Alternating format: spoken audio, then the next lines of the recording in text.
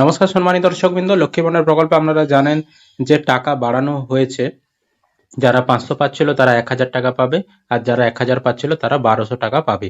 এবার কিন্তু বিভিন্ন গ্রাম পঞ্চায়েতে বা পৌরসভাতে একটা করে লিস্ট পাঠানো হচ্ছে এবং তাদেরকে কিন্তু আবারও কাগজপত্র জমা করতে হচ্ছে। যদি আপনারা সেই কাগজপত্র না জমা করেন সেক্ষেত্রে কিন্তু টাকা আপনারা নাও পেতে পারেন। তো কাদেরকে জমা করতে হচ্ছে, নোটিশে কি বলা হচ্ছে, কেন জমা করতে হবে, বিস্তারিত আমরা আজকের এই ভিডিওতে আলোচনা করব। অবশ্যই ভিডিওটি উপকার আসবে, শেষ পর্যন্ত দেখতে থাকুন। চ্যানেলে নতুন হলে চ্যানেলটি সাবস্ক্রাইব করবেন, আর যারা ফেসবুক থেকে দেখছেন অবশ্যই পেজটি ফলো করে রাখবেন। তো এখানে দেখতে পাচ্ছেন একটা কিন্তু বিজ্ঞপ্তি প্রকাশ করা হয়েছে এবং এই বিজ্ঞপ্তিতে দেখুন কি বলা হয়েছে। এখানে বিজ্ঞপ্তিতে বলা রয়েছে, এত দ্বারা গ্রাম পঞ্চায়েত এলাকার জনগণকে জানানো যায় যে লক্ষ্মীর ভাণ্ডার ফলটি তালিকায় যাদের নাম আছে কেবলমাত্র তাদের ভোটার কার্ড, আধার কার্ড, রেশন কার্ড এবং ব্যাংক পাসবইয়ের জেরক্স এবং পাসপোর্ট ফটো ও মোবাইল নাম্বার জমা দিতে অনুরোধ করা হচ্ছে। বাকিদের কিছু জমা দেওয়ার প্রয়োজন নেই দিয়ে নির্দেশ অনুসারে এখানে কিন্তু প্রধানের সই করা রয়েছে, ভগবন্তপুর 2 গ্রাম পঞ্চায়েত লেখা রয়েছে।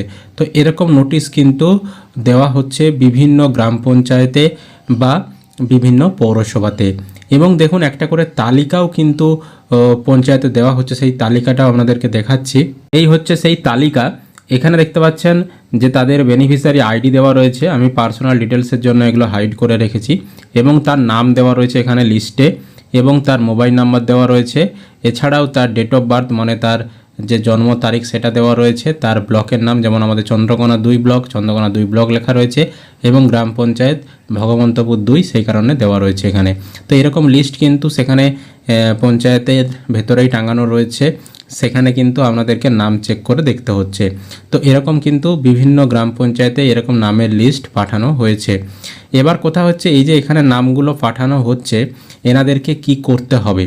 তো এনাদেরকে আমরা আগেই বললাম, এই যে নোটিশে যেখানে বলে দেওয়াই হয়েছে, এখানে দেখুন নোটিশে বলে দেওয়াই হয়েছে যে এই লিস্টে যাদের নাম রয়েছে, এই লিস্টে যাদের নাম রয়েছে তাদেরকে কিন্তু তাদের ভোটার কার্ডের জেরক্স, আধার কার্ডের জেরক্স, রেশন কার্ডের জেরক্স এবং ব্যাংক পাসবইয়ের জেরক্স, এছাড়াও পাসপোর্ট ছবি মানে রঙিন ছবি 1 কপি এবং মোবাইল নাম্বার জমা করতে হচ্ছে।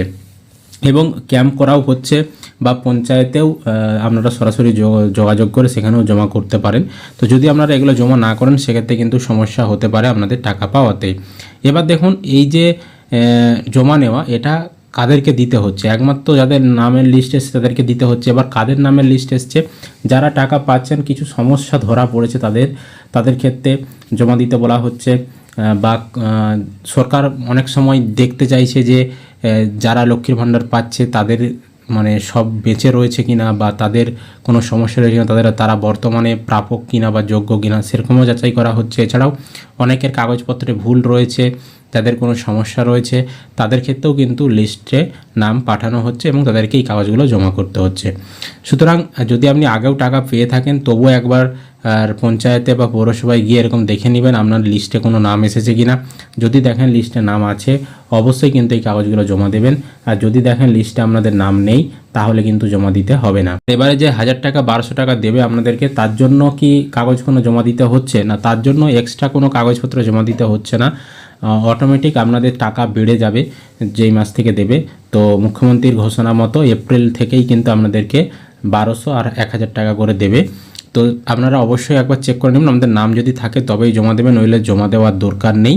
টাকা এমনিতেই যখন বাড়বে সবাই পাবে, তার জন্য আলাদাভাবে কোনো কাগজ জমা দেওয়ার দরকার হচ্ছে না বর্তমানে। এটাই ছিল মূল আপডেট। আশা করি আপনারা বিষয়টা বুঝতে পেরেছেন। যদি ভিডিও ভালো লেগে থাকে অবশ্যই কিন্তু একটি লাইক করবেন, ইউটিউব থেকে দেখলে চ্যানেলটি সাবস্ক্রাইব করতে ভুলবেন না, আর যারা ফেসবুক থেকে ভিডিওটি দেখছেন অবশ্যই পেজটি ফলো করে রাখবেন।